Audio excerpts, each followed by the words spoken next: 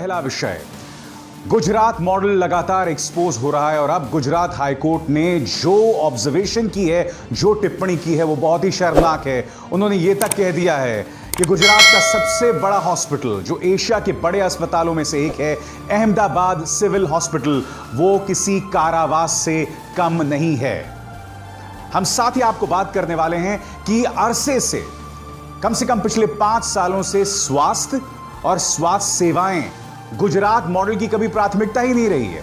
दूसरा मुद्दा, भारतीय जनता पार्टी को बस मौका चाहिए और वो मौके पर चौका मार देती है।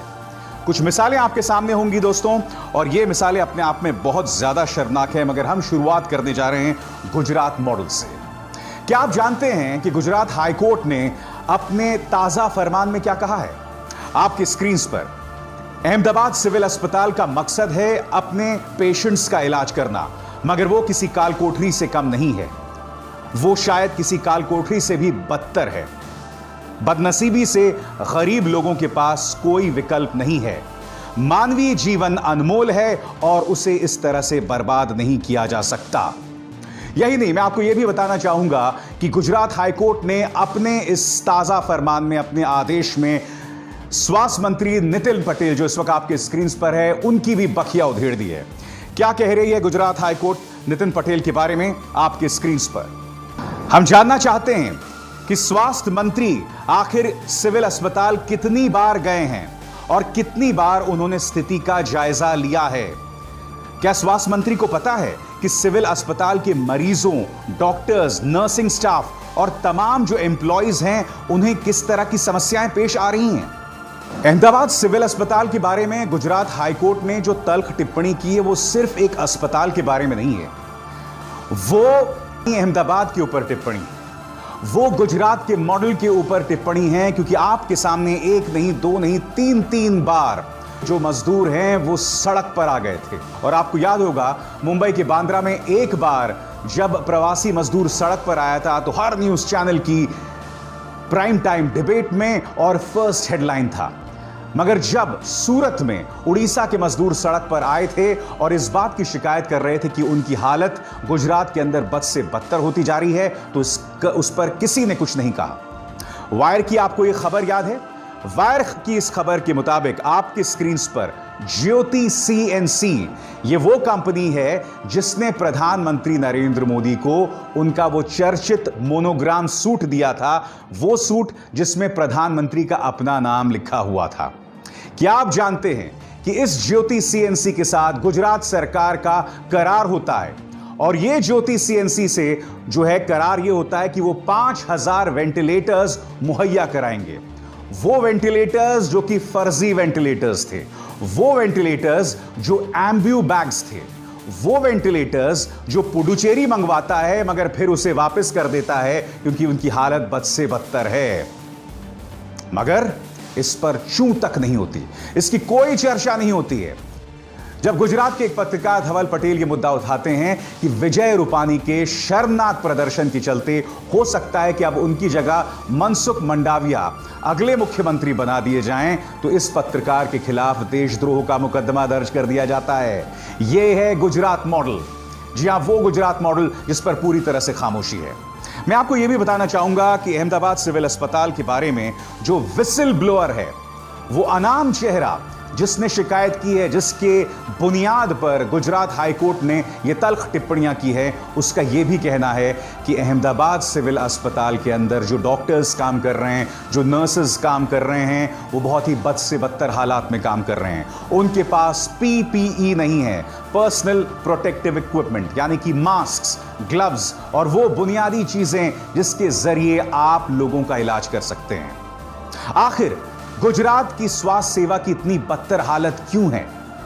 उसके लिए आपको यह बात समझना होगा कि पिछले 20 सालों से गुजरात का पूरा फोकस जो है वो प्राइवेट सेक्टर पर रहा है। यानी कि जो प्राइवेट अस्पताल हैं उन पर जोर तो रहा है, नतीजा गरीब जिन अस्पतालों में जाता है, यानी कि अहमदाबाद सिविल अस्पताल, उसकी हालत बद से बदतर हो गई है। और प्राइवेट सेक्टर पर फोकस के चलते स्वास्थ्य सेवाएं वहां की लगातार लचर बनी हुई हैं। मैं आपको यह बताना चाहूंगा कि आज से करीब 3 साल पहले गुजरात के सिविल अस्पताल में एक बहुत बड़ी घटना हुई थी।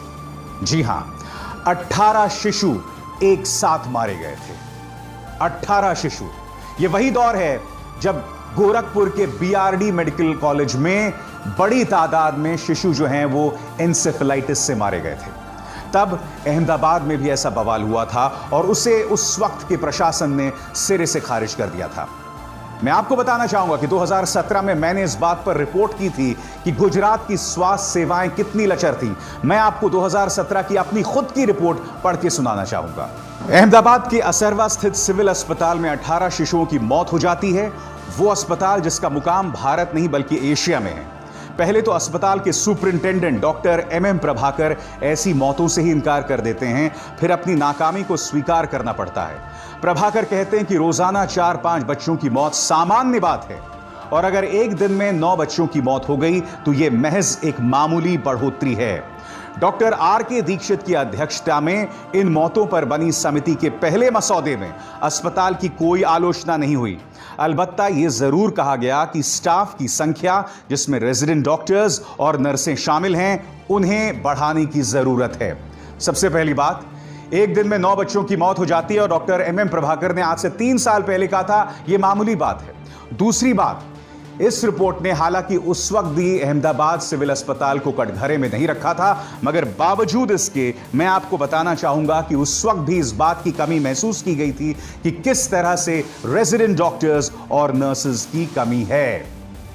दरअसल अगर हम अहमदाबाद सिविल अस्पताल की बात करें और गुजरात की स्वास्थ्य सेवाओं की बात करें तो दोनों जगह स्थिति बहुत दयनीय है। आपको याद है वो वीडियो? जी हां, कोरोना संकट के शुरुआती वक्त था जब एक पूरा परिवार 25 के 25 लोगों को अहमदाबाद सिविल अस्पताल लाया गया था और फिर उनके साथ जो बदतमीजी की गई थी वो हम सबको शर्मिंदा करने के लिए काफी है। वो वीडियो मैं चाहता हूं आप फिर देखिए। हेलो, मारू नाम सोनू नागर छे। 2 दिन पहले हमारा चेक हुआ था और हम 25 लोग पॉजिटिव डिटेक्ट हुए। यहाँ हम 3 बजे से सिविल हॉस्पिटल के नीचे है, कोई रेस्पॉन्स नहीं मिल रहा है sir. Already we are ill and no one are respond. कोई हमें रेस्पॉन्स नहीं दे रहा है। प्लीज, यहाँ हम 25 मेंबर्स है। यहाँ पे खाने पीने बिना people are standing over here. Case निकालने वाला सिर्फ एक ही बंदा है, वो भी इतनी बदतमीजी से बात करता है सबसे। वो बोलता है कि लाइन में खड़े रहो, बार बार बोलता है लाइन में खड़े रहो। 50 आदमी की जगह पर वो एक ही इंसान काम कर रहा है। और जहां तक गुजरात की स्वास्थ्य सेवाओं की बात है, मैं आपको बताना चाहूंगा कि जच्चा बच्चा स्वास्थ्य सेवा की बात करें, यानी कि मां और शिशु की स्वास्थ्य सेवा की बात करें, तो गुजरात की स्थिति सबसे बदतर है। मैं आपको बताना चाहूंगा CAG ने आखिर इस मुद्दे पर क्या कहा था। पहला, 2007 से 2012 के बीच सप्लीमेंट्री पोषण देने के बावजूद गुजरात में हर तीसरा बच्चा कुपोषण का शिकार है। करीब 1.87 करोड़ लोग एकीकृत बच्चा विकास सेवा यानी कि integrated child development services ICDS से महरूम हैं। अब आप कह सकते हैं कि भाई ये CAG तो है यूपीए सरकार के समय की CAG की थी, मगर मैं आपको बताना चाहूंगा कि महिला विकास कल्याण मंत्री गुजरात की उस वक्त कौन थी? वसुबेन त्रिवेदी। उन्होंने खुद ने गुजरात की जो स्वास्थ्य सेवा है उसके बारे में क्या कहा था। 14 जिलों के 6.13 लाख बच्चे कुपोषण का शिकार हैं और बाकी 12 जिलों में तो आंकड़े मौजूद ही नहीं हैं। अहमदाबाद जिले में करीब 85,000 कुपोषित बच्चे हैं। वो अहमदाबाद जो गुजरात मॉडल की नब्ज है। सबसे हैरत में डाल देने वाली बात यह कि कुपोषण की समस्या सिर्फ किसी खास जिले या इलाके तक सीमित नहीं है। बनासकांठा के आदिवासी जिलों, जिसमें करीब 78,481 बच्चे, से लेकर मध्य गुजरात के दाहोद, जिसमें करीब 73,384 बच्चे कुपोषण का शिकार हैं।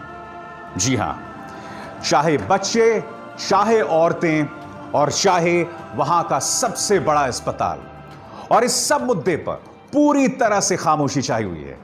दूसरी तरफ भारतीय जनता पार्टी है जो हर मौके पर चौका मारने से नहीं चूकती। जी हां, मौके पर चौका। भारतीय जनता पार्टी ऐसा कोई मौका नहीं छोड़ना चाहती। संकट भी हो, त्रासदी हो, उसमें भी वो अपनी राजनीतिक रोटियां सेक लेती है। याद है आपको पुलवामा में जो हमला हुआ था जिसमें हमारे 40 जवान शहीद हुए थे? तब भी चुनाव आयोग लगातार कह रहा था कि इस मुद्दे का सियासी तौर पर इस्तेमाल ना करें, मगर प्रधानमंत्री नरेंद्र मोदी से लेकर अमित शाह से लेकर भारतीय जनता पार्टी का हर छुट भैया नेता इस मुद्दे का सियासी तौर पर इस्तेमाल करता रहा। अब खबर क्या आई है आपके स्क्रीन पर। यह तस्वीर आपको याद है ज्योति पासवान का। यह गुरुग्राम से बिहार तक अपने पिता को लेकर गई। उसके पिता की तबीयत ठीक नहीं थी और यह अपने पिता को साइकिल में लेकर गई। यह तस्वीर हम सबको शर्मिंदा करने के लिए काफी है। यह तस्वीर हमारे हुक्मरानों को शर्मिंदा करने के लिए काफी है। वो हुक्मरान जिन्होंने गरीब को सिर्फ लॉकडाउन के लिए 4 घंटे का वक्त संभलने के लिए दिया था। मगर अब जैसे मैंने कहा ना कि भारतीय जनता पार्टी के नेता हर मौके पर चौका मारने के लिए तैयार है। आपके स्क्रीन पर यह हैं केंद्रीय मंत्री रविशंकर प्रसाद, जो कि अपील कर रहे हैं किरण रिजिजू से, खेल मंत्री किरण रिजिजू से अपील कर रहे हैं कि ज्योति पासवान जो है उसने बहुत मुश्किल वक्त में अपने पिता को गुरुग्राम से बिहार की ओर ले गए। आप इस बच्ची का हौसला बढ़ाएं और खेल के क्षेत्र में आप इसका परीक्षण करें। यही नहीं, मैं आपको बताना चाहूंगा कि रामविलास पासवान ने क्या कहा है। मैं केंद्रीय मंत्री किरण रिजिजू से भी आग्रह करता हूं कि पूरी दुनिया में साहस की मिसाल कायम करने वाली देश की बेटी ज्योति पासवान की साइकिलिंग की प्रतिभा को और अधिक संवारने के लिए इसके उचित प्रशिक्षण और छात्रवृत्ति की व्यवस्था करें। इस पर किरण रिजिजू क्या कहते हैं। मैं विश्वास दिलाता हूं पासवान जी कि मैं स्पोर्ट्स अथॉरिटी ऑफ इंडिया अधिकारियों और साइकिलिंग फेडरेशन से ज्योति कुमारी के परीक्षण के बाद मुझे रिपोर्टिंग करने के लिए कहूंगा। यदि संभावित पाया तो उसे नई दिल्ली में IGI स्टेडियम परिसर में राष्ट्रीय साइकिलिंग अकादमी में प्रशिक्षु के रूप में चुना जाएगा। क्या आप जानते हैं इसका जवाब ज्योति पासवान ने क्या कहा है। ज्योति पासवान ने कहा है कि मुझे कोई जरूरत नहीं है इस बात की, मुझे पढ़ाई करनी है और मुझे उस बात पर जोर देना है। तो ये लोग मौके पर चौका लगाने से बिल्कुल नहीं चूकते। ये वीडियो देखिए दोस्तों, ये परिवार इतना बेबस था कि इन्हें अपना एक बैल बेचना पड़ा और अब बैल की जगह राहुल और उनकी पत्नी ने ले ली है। जी हां, देखिए किस तरह से ये अपने बुलक कार्ट को, अपनी बैलगाड़ी को चला रहे हैं और एक बैल जिसे उन्होंने बेच दिया है गरीबी के चलते, कोरोना संकट के चलते, उसकी जगह माता और पिता ने ले ली है। मैं जानना चाहता हूं केंद्र सरकार से कि आप इस दंपत्ति के लिए कौन सा खेल चुनेंगे, कौन सा स्पोर्ट्स डिसिप्लिन चुनेंगे। क्या आप इस मौके पर चौका नहीं मारना चाहेंगे? और अगर मौके पर चौके की बात हो ही रही है तो आइए हम आपको ले चलते हैं मध्य प्रदेश। यह तस्वीर माननीय मुख्यमंत्री शिवराज सिंह चौहान की, जो एक समारोह में बैठे हैं। जानते हैं समारोह में क्या हो रहा है। इस समारोह में कांग्रेस के कार्यकर्ता बड़ी तादाद में भारतीय जनता पार्टी में शामिल हो रहे हैं। इन तस्वीरों में आप देख सकते हैं कि फिजिकल डिस्टेंसिंग का पूरा पालन किया जा रहा है, क्योंकि आप देख सकते हैं जो भारतीय जनता पार्टी नेता बैठे हुए हैं बीच बीच में एक सीट की जगह है। मगर जहां तक मुझे याद है साफ तौर पर फरमान दिया गया था कि जब तक कोरोना को लेकर लॉकडाउन है, जब तक हालात गंभीर बने हुए हैं, तब तक राजनीतिक समारोह ना किया जाए। मैं जानना चाहता हूं शिवराज सिंह चौहान सरकार से कि क्या लॉकडाउन से मुकाबला करना आपकी प्राथमिकता है या कांग्रेस के कार्यकर्ता आपकी पार्टी में शामिल हों जिसमें आप लॉकडाउन की तमाम धज्जियां उड़ा दें। क्या आप भूल गए कि किन हालात में आपने शपथ ग्रहण किया था? ये तस्वीरें आपको याद है? क्या आप भूल गए कि आपकी अपनी स्वास्थ्य सचिव कोरोना वायरस से संक्रमित थी और उनके जरिए करीब 48 मध्य प्रदेश सरकार के जो ब्यूरोक्रेट्स थे वो कोरोना वायरस से संक्रमित हो गए थे? क्या कोरोना वायरस से लड़ाई लड़ना, उससे मुकाबला करना मध्य प्रदेश सरकार के लिए एक मजाक है? जो भारतीय जनता पार्टी मौके पर चौका मारती है और ऐसे मौके पर भी सियासत करती है और ऐसे मौकों को भी वो अपनी निजी सियासत के लिए इस्तेमाल करती है, उनको मैं एक वीडियो दिखाना चाहूंगा। आप देखिए कि आपने इस देश के गरीब की क्या हालत कर दी है। ये वीडियो देखिए।